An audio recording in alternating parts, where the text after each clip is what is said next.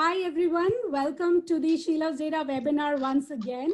Good morning to all of you to different parts of the world. We'll be starting in just 3-4 minutes. And in the meantime, just grab some coffee and enjoy the She Loves Data journey.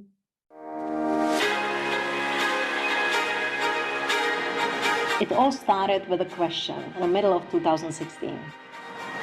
Why there are so little women in data and tech? Me and my male co-founder Pavel, we were discussing this, and we decided to organize an event for women only to teach them about tech and data, to inspire them to learn more.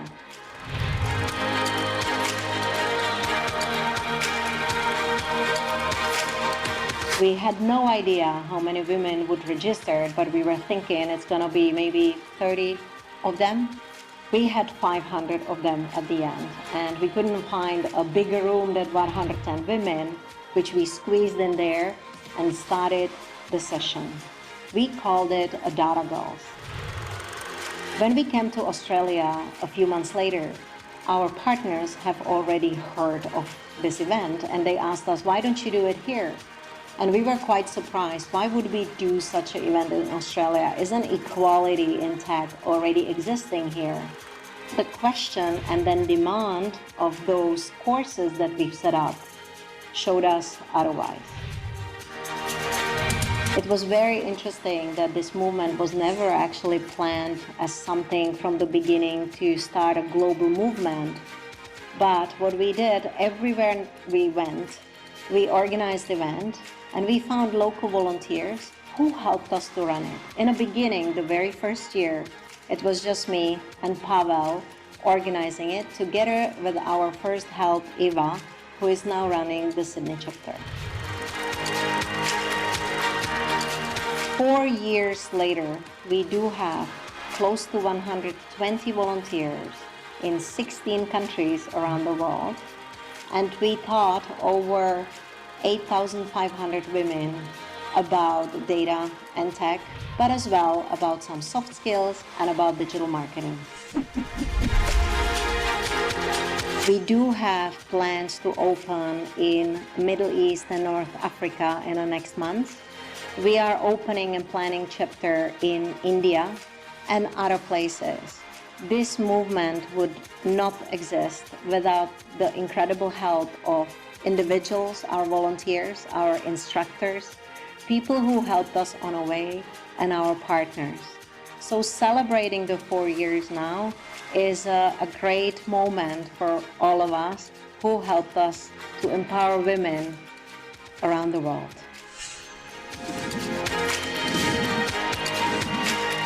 With She Loves Data, we empower women with knowledge about the data, technology, and digital literacy.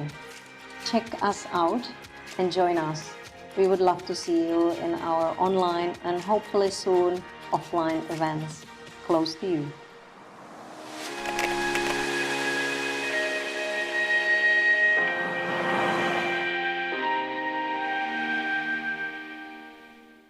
Thank you so much. Hope you all are set. We are already at the top of the hour. And welcome to our webinar. So without further ado, I would like to introduce you to the session. What's the agenda? Beautiful morning to all of you.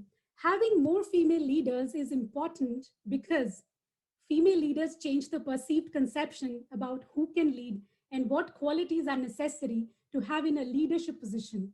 And women in these types of roles break down barriers and show everyone what women can and should achieve.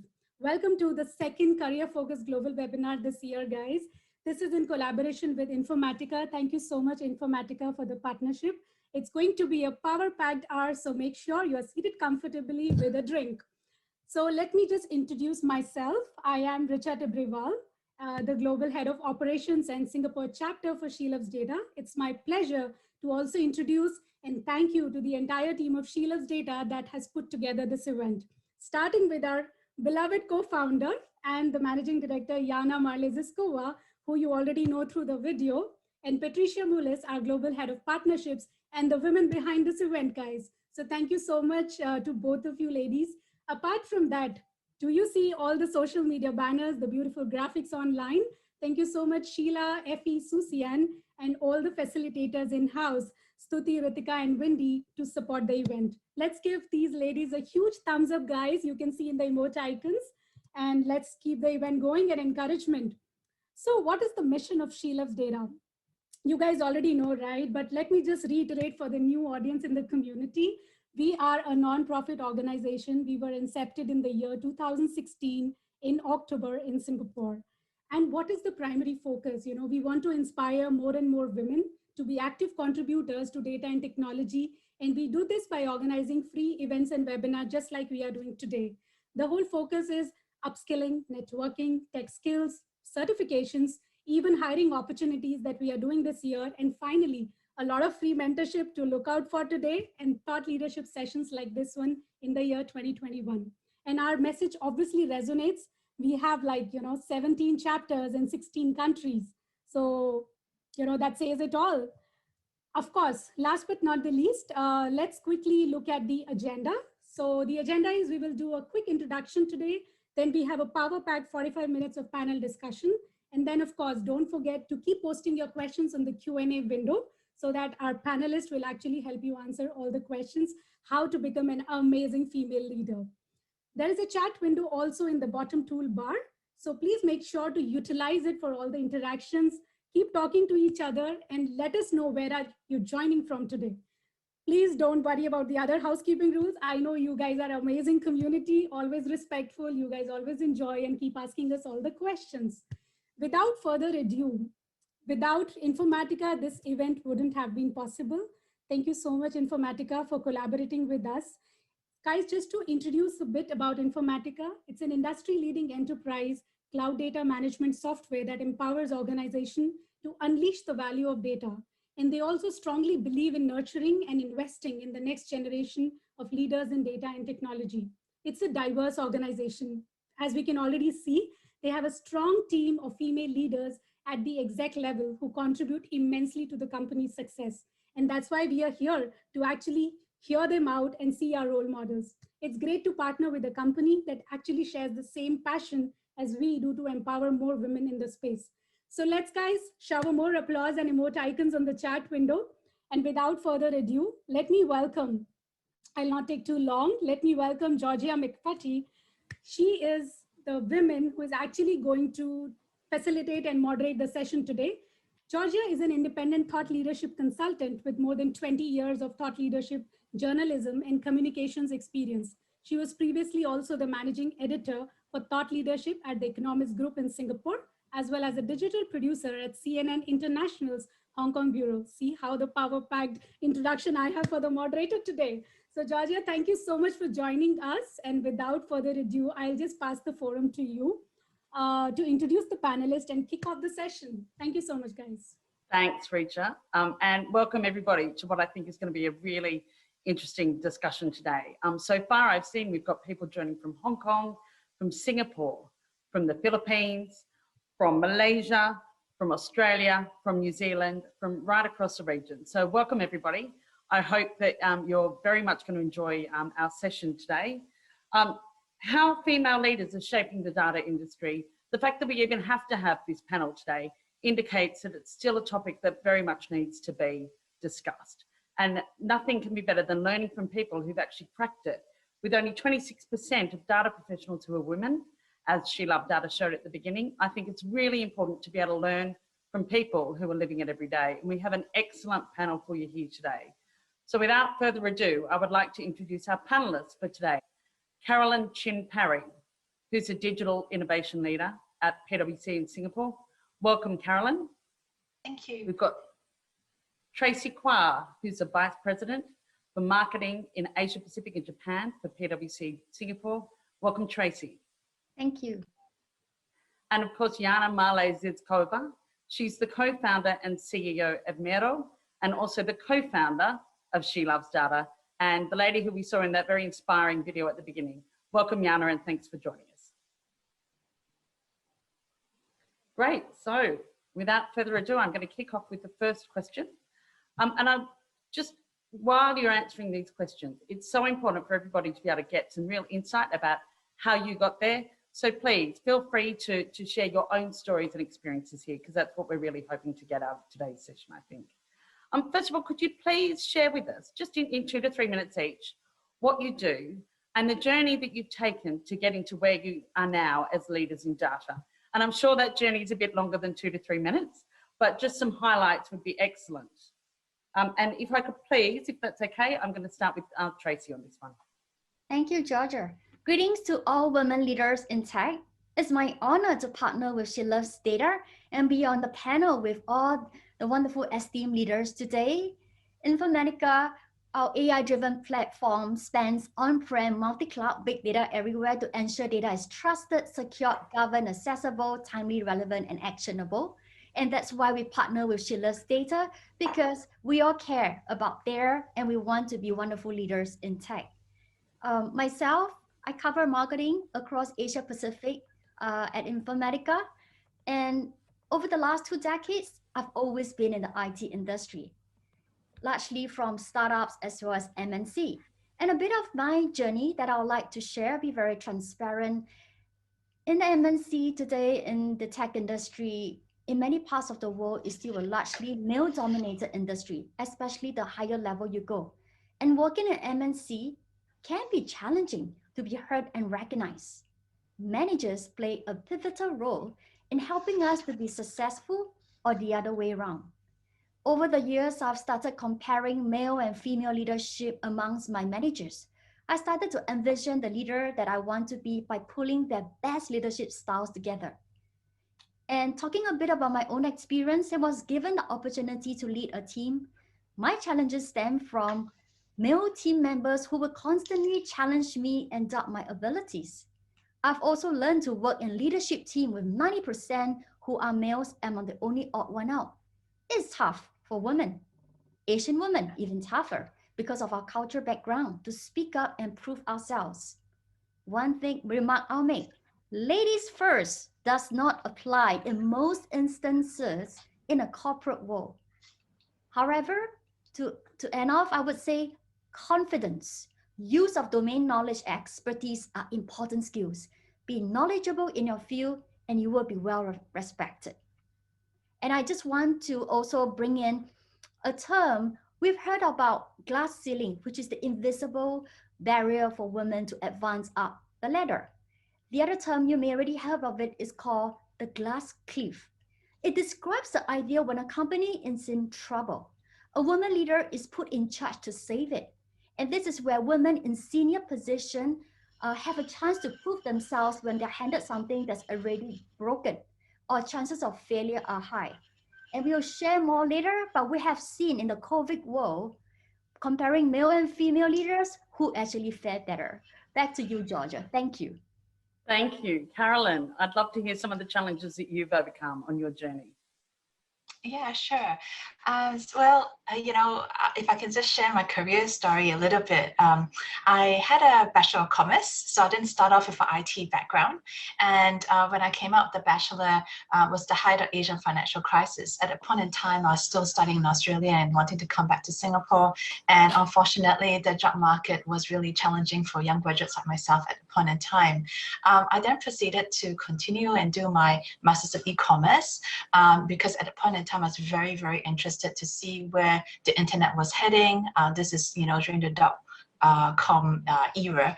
And I just thought, gee, I don't think my personal or professional life would ever be the same because of the internet. But back then, that was more than 20 years ago. So that was in its infancy, back then. And, when I graduated from my master's, it was the .com crash. So, twice in a row when I tried to start my career, I've been slapped with 2 recessions. So I really resonate with many people right now, whether you're, mid-career professionals, late career professionals, or even young graduates trying to find a job. I completely resonate how difficult it is for everyone right now, trying to secure a job that you really want, as opposed to just any job for that matter. So, you know, all I can say is just please hang in there. There's no pandemic that has lasted forever. To make sure that you know, really tap into your upskilling, get skills which are really wanted in the marketplace, and data is definitely one of those that's in high demand. And also to make sure that you network, because I know that especially as females, we don't seem to value networking as much.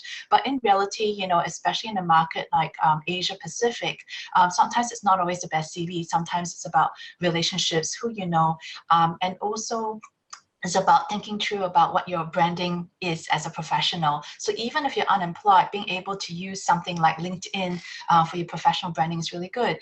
It doesn't matter if you don't have a job, you can demonstrate things like your thought leadership around certain topics, putting up very useful posts and so forth to help you along. Because I know that with job hunting, it's always a very tedious, sometimes stressful process, but these are some of the things that recruiters look at. So I just wanted to share those tips in case you are in those positions, because I've been there myself. I think it's really timely advice, Carolyn. Thank you so much. And Jana, I'm clearly a multitasker. We'd love to get your opinion on how challenges that you've overcome and how you've gotten to where you are today. Oh, I studied computer science even prior, you know, the happenings that Carolyn actually went through. So it was in the beginning of 90s.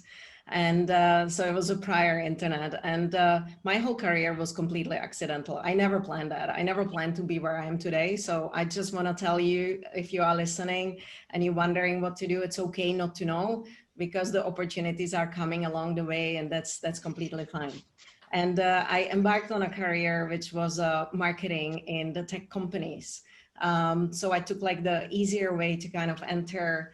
But I, you know, on my journey, I would step into a new job as a country director for Estée Lauder, you know, cosmetics company, because there was just this opportunity to do something completely different. And I have to say, I learned everything about what it means to have a great customer experience, and you know, the perfect marketing basics and foundation at Estée Lauder, which I then later used at companies like SAS and Sybase. And you know, how I pivoted from marketing to you know, more being in sales and being in leadership was exactly what Tracy described. Someone came to me and said, hey, Jana, we actually lost the country director in this country. And I was a marketing manager for SAS, you know, at the end of the 90s. And they said, would you go there and like run the company, you know, until we find someone else? And me being me, and this is completely accidental, was that I'm saying, oh, why not? So I stepped into this like temporary role, which actually for me as a female leader was an easier way, you know, because you can always go back. And that was for me something that I used later in a career, you know, to kind of let people try out and see how they perform, how they feel in the new role. And this was working especially with women. So that was, you know, how I then embarked on this journey. And then another, I would say, pivotal point in my career was when I left the corporate world about 7 years ago, and I started my own company, technical company here in Singapore. And my 20 plus years of career, it was about data. So, you know, I'm super excited to actually talk about how data and leadership and, you know, the female aspect can inspire people out there who are looking for their career path.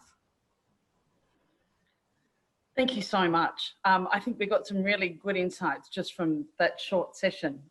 Your own professional branding is important. It's okay not to know what you're doing at the beginning. And Tracy, you touched on the fact that women are great at overcoming work challenges. And that's something that I'd like to explore in this second question. Can you share with us a particular moment when your abilities were challenged as a female leader?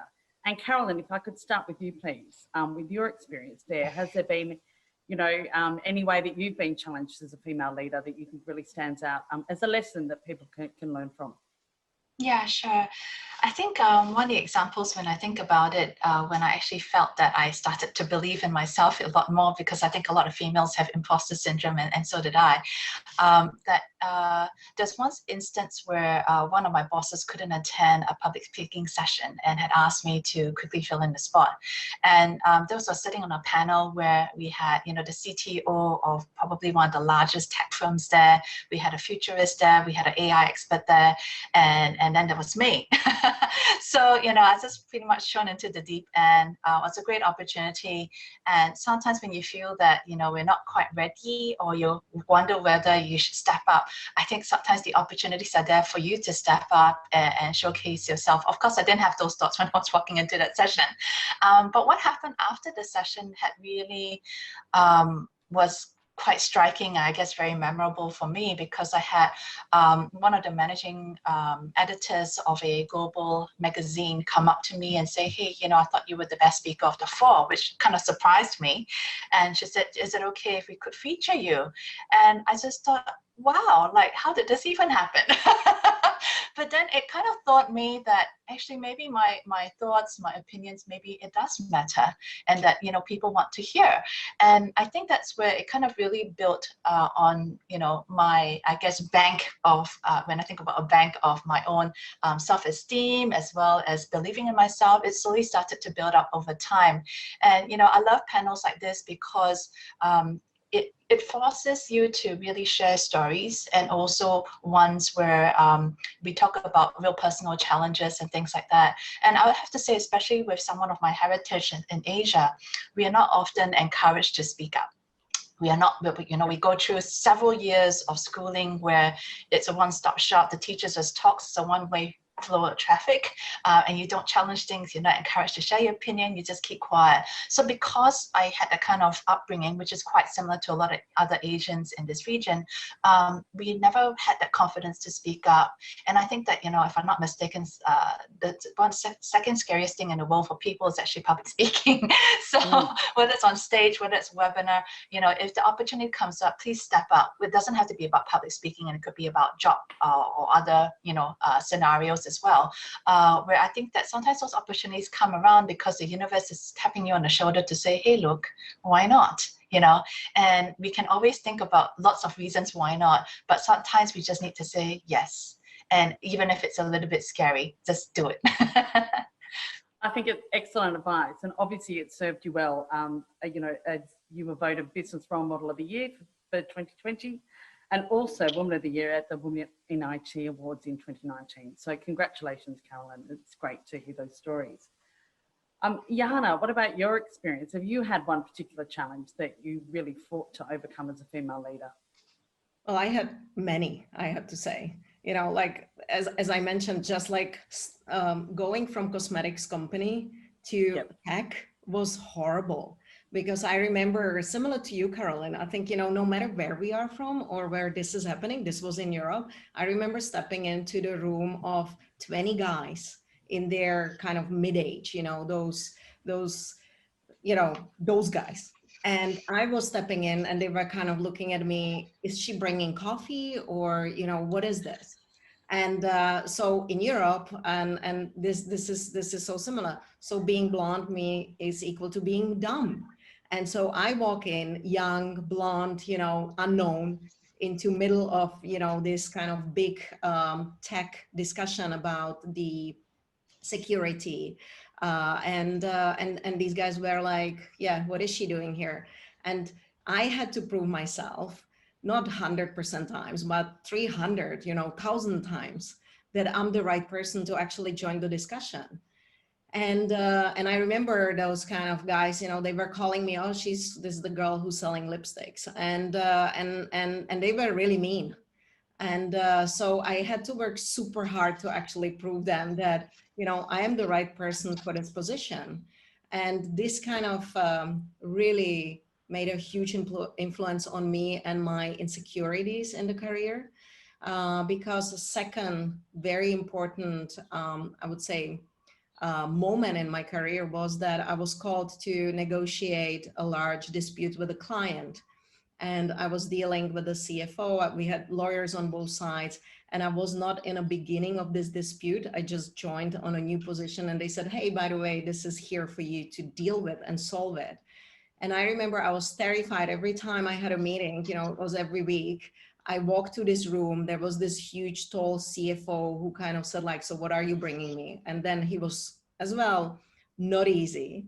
And there was this particular moment where he had a birthday. I brought him a bottle of champagne, and then he stood up and started to shout at me that actually I'm bribing him, and then I should take him back with me and kind of walk away. And I stood up there and I said, look, so this is so rude what you are doing here. I'm kind of bringing you a present out of courtesy that it's your birthday today. I'm not taking it back. You give it to your secretary or your, you know, colleagues, or, you know, like throw it away, but like I'm walking out from here. And I walked out. I came home and I was like, oh my God, what did I do? Did I just ruin my career? Because this is not gonna be well. I tell you, from the next meeting, the guy completely, you know, twisted. And then we within like a few weeks, we ended up solving this dispute. So at the last meeting, I told him, can we talk about this, what happened? And he said, actually, I knew from the very beginning we will solve it because you came so natural. You didn't play any games. You really had one goal to solve it. And that was amazing. And then you show that you are okay being who you are. And I remember I was sitting there thinking, oh my God, until this moment, I was balancing this female and male aspect of my own managerial style. And I was kind of trying to be like the other leaders, the male leaders, because I didn't have many female leaders around me. And this guy praises me for being me. And that was such a huge help for me, you know, onwards, because I said like, it's okay, I can just be me. And I can just apply, you know, the thoughts I have, and I don't need to worry how other people perceive me. So that was a huge relief for the years, you know, ahead of me. It's an excellent story. Thank you so much. I love the fact that you stood up for yourself like that. I think sometimes it's very hard for people to do, but I think it's a very important lesson. Sometimes enough is enough, and we need to say that. Absolutely, I agree. And Tracy, from your perspective, what's been one of the biggest challenges that you've overcome? Yeah, I'd like to share a personal experience. When I was pursuing my honors degree in Australia, I actually have to do part-time. I was tutoring, and guess who were assigned to my class? The part-timers. I was barely in my 20s, right? They are twice my age. And I remember of this banker who would constantly challenge me. She's too young to teach us. She's a small girl. What does she know? And I teach young, well, probably uni kids, students, right? And they will be challenging me. So first one is when I tackle with a male student, I say, all right, stop talking, stop using your phone. He says, nope. And he'll go on joking to friends. And I took my courage and say, okay, maybe you would like to leave the class. He was stunned. And ever since then, he was such a wonderful boy. And back to the banker, right? Every sentence that I speak, he would be saying, look, she's talking rubbish. You know, he was text everyone would be laughing in class. And not until where internet marketing, internet wasn't that rampant in the 90s, and I started sharing about my research, right? And he started to sit up and start listening in class. And he is the only one towards the end of that semester that dropped me a personal note. Thank you. I think you're the best teacher I had, from a banker twice my age. And I have learned that sometimes it takes time, and stand firm in what you believe, right? You do not have to please everyone. It is tough because as a female, we want to do that. And I want to say that role models, advocates in my career path, wonderful female managers as well as male leaders has encouraged and advocate for me. And I just want to say we are wired differently and emotionally. Our EQ as females can far outweigh a man's or a veteran's experience to resolve a situation. So don't underestimate. You actually have that tool whereby you can effectively use that to solve problems. I think it's excellent insight. Really great to hear those kind of stories from all of you. given those kind of lessons that we've got here, step up if the opportunities arise, be authentic, and not having to please everyone, and taking, you know, real charge of the challenges when they arrive. Looking at COVID-19, and, you know, it would be lovely to just talk about opportunities, but I think we can't ignore the impact that the pandemic has had, especially on the data industry. You know, it's really completely changed, not just for data, but for everyone, the way that people work and interact, as we can see here today. And normally this panel, I'm sure, would be, you know, in the flesh, but here we are, which is a great opportunity to do it on Zoom. But accordingly, it has very much increased the demand for digital transactions and for data. Do you think that this has created opportunities for women to step up into these jobs and really accelerate their careers? And Tracy, I'd love to start with you on that one. Sure. Thanks, Georgia. Now, rightfully said that we, and Carolyn touched on people, some of you might be looking for a job, you want to upskill yourself. So this is some research that data has shown that the demand for the digital talent is growing faster than the supply, leading to many vacant positions. In cybersecurity, for example, the worldwide workforce faced a shortage of 4 million people in 2019, including 2.1 million across Asia Pacific. And just in Singapore, 5% of the technology jobs were vacant in the first quarter last year in 2020, where COVID has just started, and which is double the vacancy rate of 2010 at 2.7%, right? So this is just to reassure everyone that if women, we come together, we learn to pick up new skills, there are a lot of opportunities out there for us. So start partnering with She Loves Data. There are great courses and we are happy to help you in any way we can. And to Carolyn's point, whom you know is important. Don't hide in your shell. Get out there, join She Loves Data community, connect with people. You never know. Look at Jana, how she landed up with great opportunity to lead the country. Thank you. Can I just say that I think there are great opportunities for women right now because there are so many new jobs. And as you rightly said, Tracy, you know, like just my startup is hiring, you know, data engineers, data analysts, you know, digital marketers. And it's hard to get those, you know, positions being filled, you know, for everyone. So I think it's a great opportunity to learn something new and a little bit promo for a new She Loves Data course that is a dashboard specialist that we are running together with Singapore Management University. And this is 4 modules, 4 Saturdays, and we just had a first batch of people graduating, and it's amazing. And this helps tangibly, you know, throughout the interviews because you can showcase your work, what you've done, the dashboards you've built. And I think this is how we can help each other, you know, within the community. That's important. Upskilling is important. Thank you. And Carolyn, you mentioned before kind of overcoming recessions as you have. Do you see opportunities for women post-pandemic? I think absolutely, and I kind of very much echo on what the DBS Bank CEO Piyush Gupta's recent, I guess, article that was sent out. Well, actually, he meant it. He said it in an event that women actually do a better job in data because we are wired slightly differently to men, for sure, but also they were fantastic at actually observing and spotting special correlations between data sets and so forth, more so than men actually. So I think it's just not about putting men down because they have wonderful skills as well. But I think because we're all wired differently, we bring different skill sets and different talent to the table. So from a data viewpoint, I think women have a great chance to really add value. And the truth is there's a lot of free courses available right now. If you're based in Singapore, Skills Future has fantastic guidelines and guidance how to go about a career in it. And it's available online even if you're outside of Singapore. And also being able to utilize your Skills Credit Future if you're based in Singapore. Now, I recognize there's a lot of other people from other countries as well. And the truth is there's lots of free learning that can be done online too. So there's free Coursera courses from Udemy and from so many other providers online that you can really upskill yourself. So it doesn't matter which level of data literacy you could be at, even if it's 0, there's still opportunities to upskill yourself.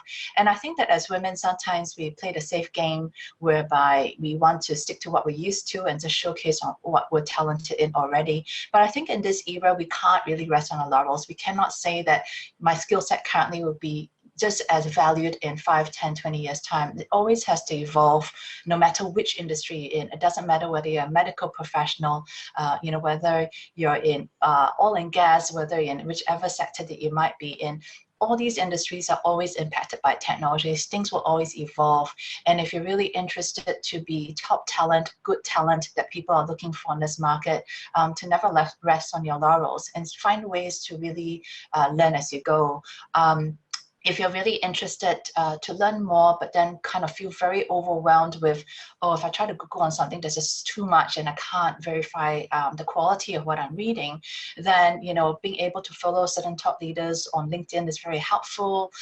Also being able to, say, download the Lab app. So for example, PwC globally has released something called a digital fitness assessment app.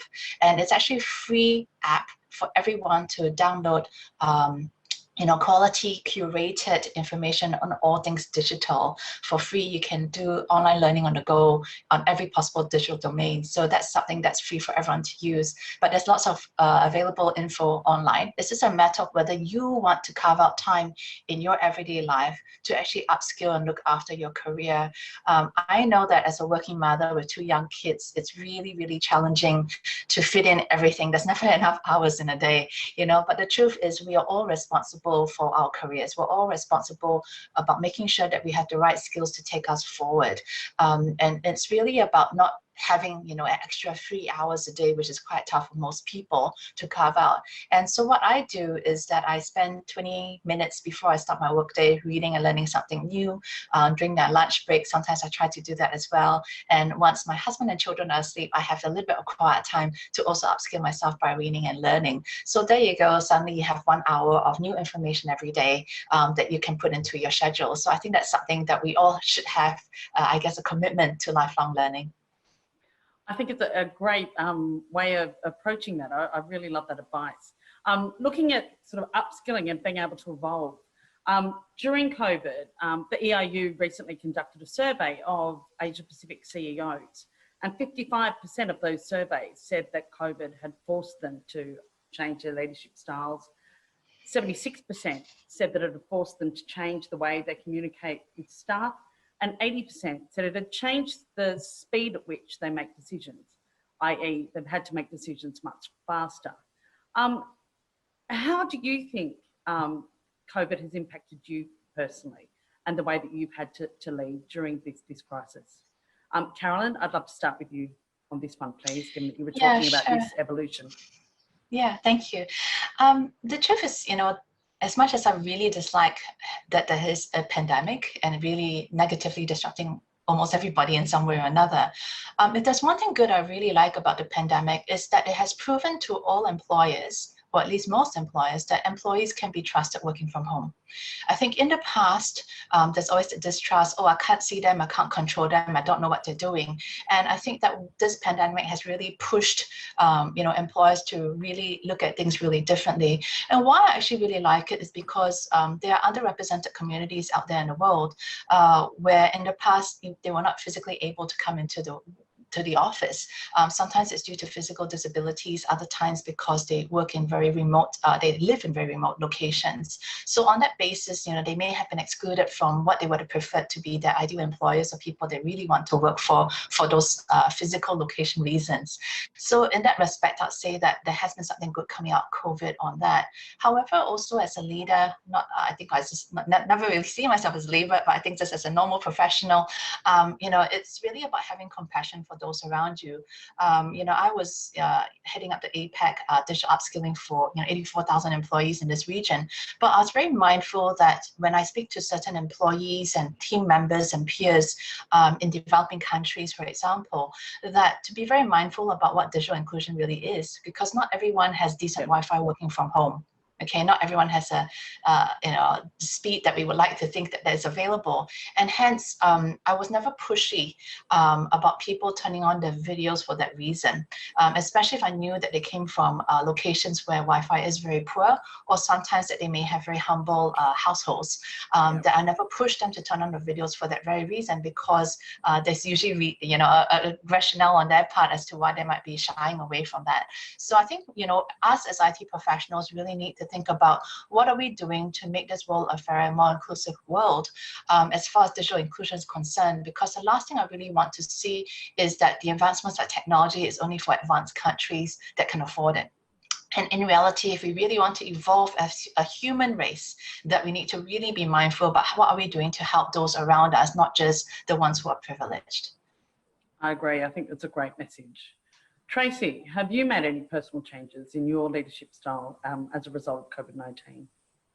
Thank you, Georgia. Absolutely. I would say that I've learned to be very open and discuss issues, be very flexible as a leader. And I feel that as a leader, you got to think about your people first and to treat others the way you want others to treat you. First of all, we need to respect our team members, those around us. Example, in a corporate world, talking about performance, to prevent burnout and anxiety, I think it's important to level set the performance criteria set before the pandemic so that employees can reasonably achieve. And another thing that I adjusted, sustainability. We need to set a sustainable pace of work to help mothers, senior level women, and all employees who are facing burnout to get through the crisis, right? And I think companies right now, the point that Carolyn has brought up earlier is that, hey, I can save some rent. My employees are so productive. Save the rent, put it back to the P&L, right? And that is where work-life balance becomes subtly a work-life integration. That's where burnout starts to happen, mental health issues starts to set in. So it's important as us women to think about our team members and flexibility, re-establish work-life boundaries, rethinking norms are really things that we actually have helped us as a team in my organization. Tackle problems collectively, constantly encourage, celebrate as a team, virtual team building, do it together, have fun, joke together. I think we've gone through, we are just wanting to see each other in person after a year. I know. Right? So I think it's important to have more of this virtual team building, and that helps. That is really important. Thank you. Excellent. What kind of messages, Jana, are you getting from She Loves Data members, and also from yourself? How have you adapted? Look, I think for me as a owner of a startup, having to pay salaries to 28 people, actually created a lot of pressure, a lot of anxieties. I had to wake up every morning thinking like, what do I do today to make sure that, we as a startup, we actually didn't let anyone go. We didn't cut any salary, because for us, people are the most important asset. We create technology with people's mind. And we realize that if we don't pivot and then, kind of help to support a team, we will not survive. And we were already working from many places, so the kind of remote work is in our DNA, so that was okay, and that helped us in the beginning to have a valued openness, fairness, trust. It's been there. But I think what really impacted me as a leader was, the fast decision making. Every day I had to reevaluate every decision I took in the past half a year, and the plans I had to turn it, in and out and check, like, is it valid still today? Because throughout, the first few months, the situation was different every day, and we had to adapt to that. So with this comes hand in hand innovation, because we had to look at our technology and say, like, is it relevant for our clients? And the messaging we have around it, is it relevant in the times like that? So we were super busy changing that. And it brought really good ideas. I'm in a strange way grateful, because it happened faster for us, this huge innovation circle. But as well, like, it took toll on people. We have sometimes, 12 calls a day. And we are tired, and I think it's the empathy that is so important, to say sometimes, hey, let's slow down. Let's, right now what I'm doing, I'm minimizing my recurring calls, and I'm trying to say, like, do we need to have this call every week? Do we need to have it 1 hour? Is it 20 minutes enough, actually? So really looking at how we're spending time, where are we getting energy back? So that's important. And one last thing, what was super interesting for me to observe was that I have two male co-founders, and they were super okay in the beginning. I started to panic much earlier. And I say panic because I was like calling them saying like, guys, what are we going to do? This is going to last longer. How are we going to change? You know, what do we need to? And it was very interesting to see how people were reacting differently and on a different timeline. So it came like 3 weeks later for them. And then they started to panic. And I was already like, okay, I have it under control. I went through this curve. And it was super important to talk about this, to say, hey, how do you feel today? You know, so you panicky today, that's okay. We've been there, that's gonna pass. This is what you should do today. And it's not only on a co-founder level, but as well on the team level. So yeah, so allow people to have maybe a longer holidays. You know, we close the office during the, you know, end of the year, which we do every year, but this year it was even more important. So as you guys said, empathy, and being there for the team, that's, I think, important. I think it's difficult to underestimate the impact that stress has had on people. You know, that same survey, 55% of those CEOs actually sought counselling to deal with the increased stress that COVID has caused. So it really hats off to all of you for the way that you've adapted and changed through this. Moving back to the data industry itself, I'd like to just get a kind of an insight into where the current state of female leadership in tech is across the globe, and also how Asia Pacific in its particular region is tracking in comparison. And Tracy, would you mind kicking that discussion off, please? Sure. Thank you very much, Georgia. If you were to ask me this question, probably a few years back, definitely I'm going to say that it's going to be the Silicon Valley in the US, right? And last year when I actually spoke at a panel in Shanghai with women leaders from Fortune 500 companies, I was surprised when the stats showed that how China was actually have 44% of the women, right, who are billionaires and sitting on the board. Comparing over to Singapore, there are 45% of the large organizations that do not even have a woman in the board. And to answer, Georgia, your question in terms of how are we faring? So recent research late last year has shown that women in tech, by terms of percentage in Asia and Southeast Asia, has actually surpassed that of Western markets like the UK and Australia. And what has happened really is that tech has become a very powerful lighthouse for change. And more people are increasingly getting conscious of the gender imbalance in technology. Organizations have since then started to move from awareness to action. And the digital talent is now the core of most companies' people initiatives. You hear about, even when Carolyn shared about the initiatives from your organization, and the organizations have also gone on offering software development, data science, data visualization, and cloud expertise. And just some interesting stats in Asia, Singapore, Vietnam has got women in tech at 41%, just behind Thailand at 42%.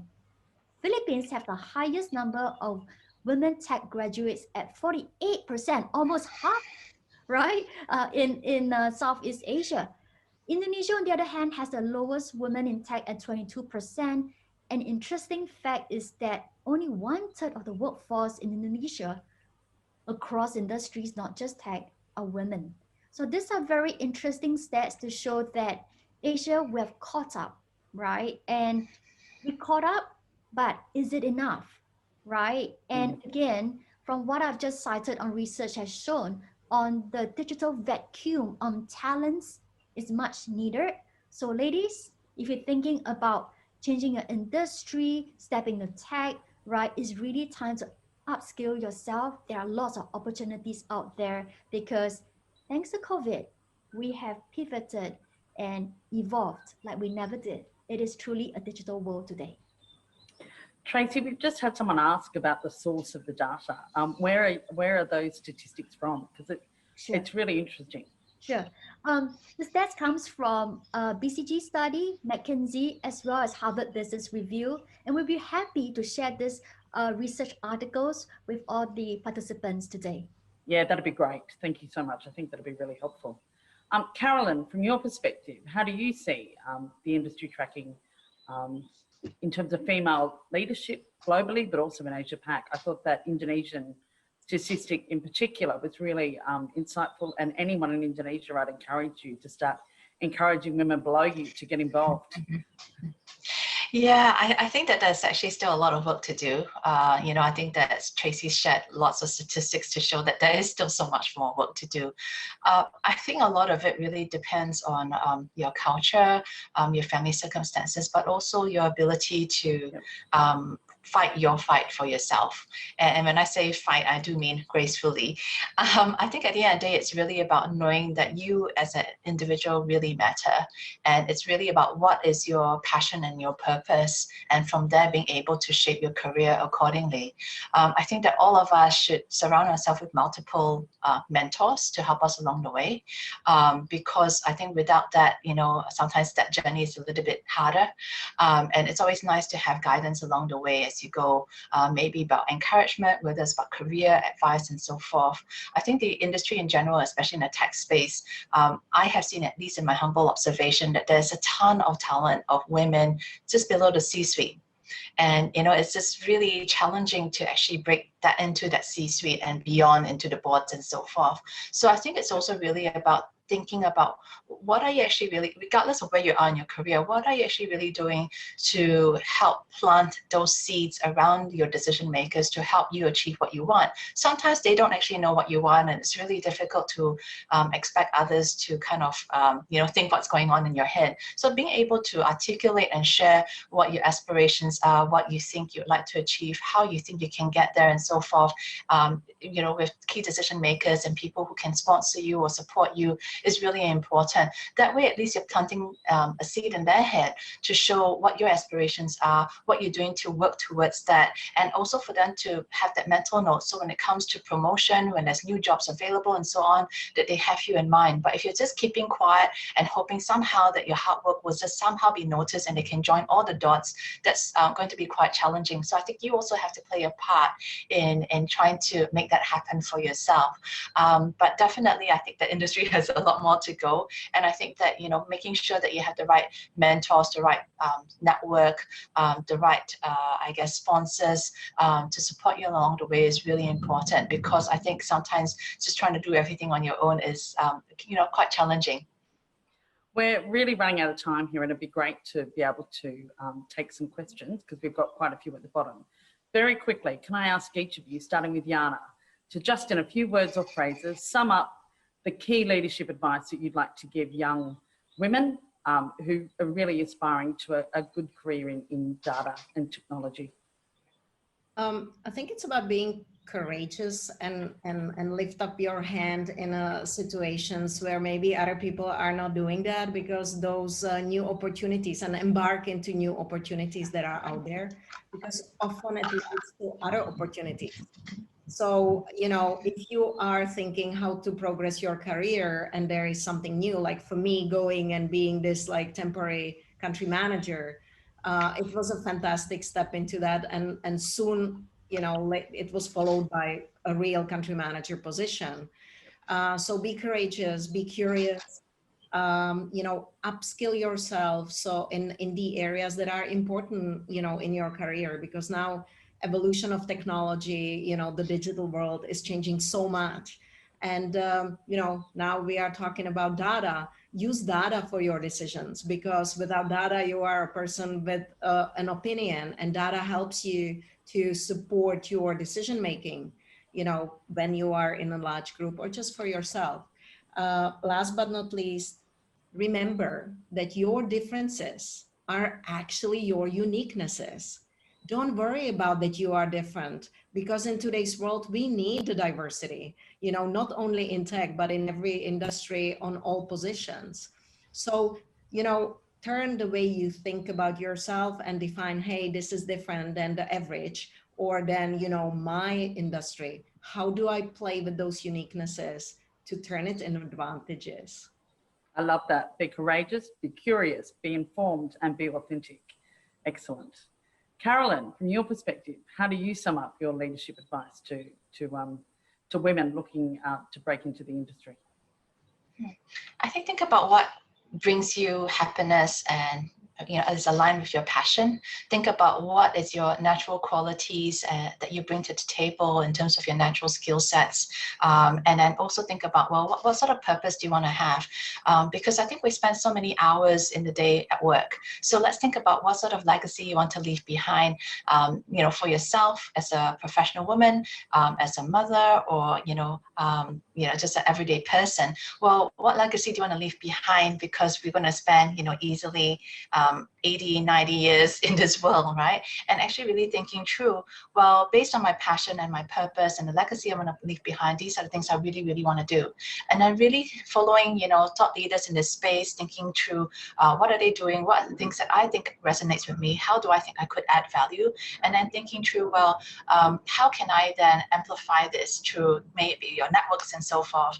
I've always say that, one of the most undervalued things in anyone's career is the ability to network.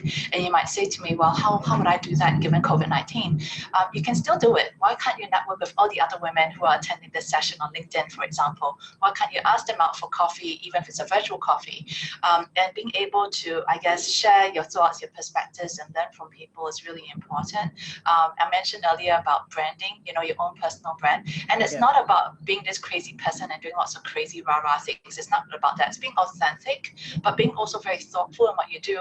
Have you read an article recently that resonates with you, or that you have a strong opinion about? Why not share that in a respectful and thoughtful way? And I think that, one of the things that we could do as women is actually to see the world quite differently. We don't have to use the same playbook as what was happening, 10, 20, 30 years ago. Every day is a new world. And I think it's really about shaping kindness and compassion, and kindness to yourself as well, but those around you. And what can you do to lift others around you as well? I think that theme of, being authentic is coming through very loudly and clearly through this kind of panel. But I love that. Think about your passion, think about your purpose, and network. I think that networking aspect, especially in Asia, I think is critical. Tracy, you're last but not least in any way, shape or form. We'd love to hear your thoughts on this area. Sure. Actually, I have very similar 3 Ps as well. I would like to say purpose in life. This is the beginning of 2021. Each of us are responsible for our own future. Define your purpose and your own path for success. Don't look at others and say, I want to be like him or her, because you are responsible for your own success, right? And passion. Dig deep down. What are you really passionate about? Because your passion in future going to make you a very wonderful leader and groom more of the younger, right, aspiring leaders, female leaders who would be able to gain from your experience. And every one of you on the call, you have the power. You have the power to be a change agent. You may not be able to change the world, but by changing yourself, you're really half the better one. And just to add on to it, for those of us who are working in corporates, or even in startups, speak out in meetings. Don't be shy to share your ideas. Be prominent in your contribution. Don't be shy. No one can deny your achievements, even though your lack of confidence. Your results will speak for itself. Form allyship and partnership to what Carolyn has mentioned. There's no harm to ping one of us, go out for a coffee. We're the same country, or get on a Zoom. Nothing stops. There's no global barrier today. Form allyship, partnership, win as a team, because every leader wins as a team and not as an individual. Make a plan, pick up new skills, enhance your strength, and use your weakness to your advantage, not as your obstacle. And last but not least, be innovative, proactive, and not reactive. With that, I'd like to pass the time back to you, Georgia. Thank you. Thank you so much. I particularly love that be proactive, not reactive, which can sometimes be very hard to do, especially in the midst of a pandemic.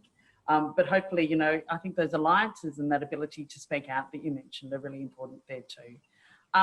Going on to some of the questions, and I know we're rapidly running out of time. I do apologise. One question we've got here that I think is a really good one. What is your approach to dealing with people who doubt your skills, especially technical skills? Sometimes men, and it's true, do unintentionally look down on others and women without knowing your personal experiences at all. And Jana, you touched on that, I think, with your story earlier. How do you handle that? Carolyn, Is that something you'd like to kick off, please? I think that we all need to have a certain level of confidence and assertiveness, even when the self-doubt and the imposter syndrome is there. I think sometimes we just need to bring on our A game and just be confident and assertive. And I think there's a huge difference between arrogance versus these two other qualities. And to stay firm and make sure that when you take a seat at the table, you are taking a seat at the table and people know you're there. Now, it doesn't mean you need to be the loudest or you need to be obnoxious or anything like that, but you just hold your ground. You'd be surprised that sometimes outward personalities will respect you for standing your ground and being you rather than being a shy wallflower. So, you know, sometimes you just, even if it's outside your comfort zone, which, you know, I used to be very soft-spoken and everything, sometimes you just need to push yourself further because it's also for you to take that opportunity to learn and grow as a person. And why not use those opportunities? Jana, I think as I said, your example really spoke to this point clearly. Was there another example that you can provide of where you really, from a technical perspective, had to stand up for your technical skills?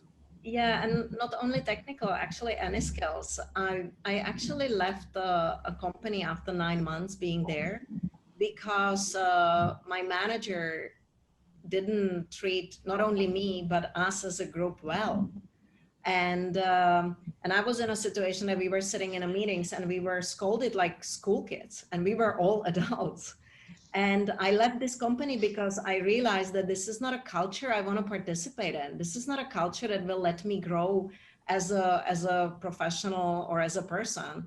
And as well, you know, and I remember my mom, she's from HR. She told me, but Jana, you can't leave after 9 months. And a very good friend of mine told me, why do you give up? Why don't you fight back? And I remember I was thinking about that and I thought, but I only have like the energy to fight a certain fights. And this is not one of them. I'm not gonna change as a sole person, a culture of this company. And I stepped out and this is how I actually joined Estee Lauder. So, you know, if there is a culture in a company that is repeatedly putting you down, maybe you are in a wrong job. Maybe you are in a wrong company. So don't be afraid to change. That's my answer. I think it's great advice. And Tracy, from your perspective. Sure. I would say that one thing I'd like to touch on is bring your male colleagues, your male leaders along with you on your journey, because gender diversity is not a woman's issue. Yep. Very successful gender diversity programs today involve men's participation. Make them aware of the challenges and brainstorm solutions to turn men into ambassadors for diversity both at home and at work. And for all you know, the person who is out there to put you down is actually he's the one who lacks confidence. Maybe he could be, or he or she could be the one that actually needs assurance. So firstly, as women, we are perfectionists. We want to please the whole world, but don't put yourself down. Remember, glass ceiling, right? You have to break that before we talk about glass cliff to solve world hunger. So firstly, be kind to yourself, right? Step back and say, this is what I would do. Oftentimes I feel very inferior. I'm like, what is something that I could learn from this, right? If not, form partnership. And the biggest challenge that I would like to put forth to you is that try to win that person over to your side. It's not because you are no good, but come over to your side. That takes time. That takes a little bit from us to do that as well. So this is my perspective. That's excellent. I think that theme again of alliances is coming out quite strongly through this panel, you know, not just in terms of networking and working with other groups outside of your particular group, bringing men on that journey to help them understand. I think that's a really important point.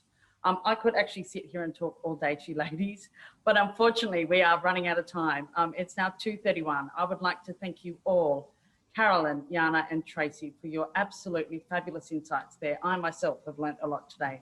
I'm sure that the people listening in have, and I'm sorry that I didn't get enough time to actually get to all of your questions. Thank you very much to everyone who tuned in, and thank you so much to She Loves Data. Richa, I'll hand over to you. Thank you so much, Georgia. I think this was like a fantastic conversation. To be honest, I literally have goosebumps. Such relatable stories and such insightful, tips and tricks. And I am not alone is something which is such a great takeaway from today's session. And as a woman, I think it's so important to use that, switch on your explorer mode, go getter mode, don't hesitate, don't shy, and just leverage your skills, your uniqueness, your opportunity to upskill yourself, as Tracy mentioned. Just bring a different perspective to the table. Guys, it's just a takeaway. The emergence of female leaders can actually become a centrifugal force for good in the world. So let's just be part of that good in the world. Thank you to the amazing panelists and Informatica for taking out time for the Sheila's Data community today. Thank you, all of you, the super enthusiastic community as always. Your energy, your motivation, I think keeps us going. And of course, don't forget, be standby. Be standby. We will be sending you an email early next week, most probably, with the announcement who are the lucky winners for the mentoring session and the gift vouchers from Informatica. Also, I think a lot of people had questions that, will they get the recording, everything? Yes, you will be getting the recording. All the questions that we were not able to answer today, even those will be shared along with the deck. You can scan this barcode and follow us on all our social media channels and everywhere on the website as well. Thank you so much, everybody, for being amazing today. Have a great day. Bye. Thank you. Bye. Bye. Have a great day.